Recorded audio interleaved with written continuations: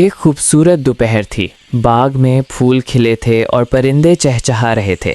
حسان اور عنایا گھاس پر بیٹھے باتیں کر رہے تھے۔ عنایا نے تجسس سے پوچھا، حسان، امی کہہ رہی تھیں کہ حضرت علی علیہ السلام کو مشکل کشا کہتے ہیں، یہ کیوں؟ حسان مسکرایا اور بولا، عنایا، مشکل کشا وہ ہوتا ہے جو مشکل وقت میں سب کی مدد کرے، اور حضرت علی علیہ السلام ہمیشہ کمزوروں کا سہارا بنتے تھے۔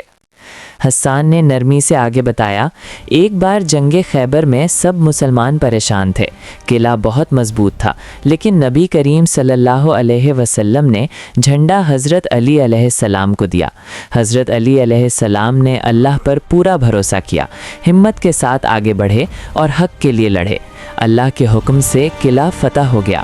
یہ سن کر عنایا کی آنکھیں چمک اٹھیں۔ وہ بولی، تو وہ بہت بہادر تھے؟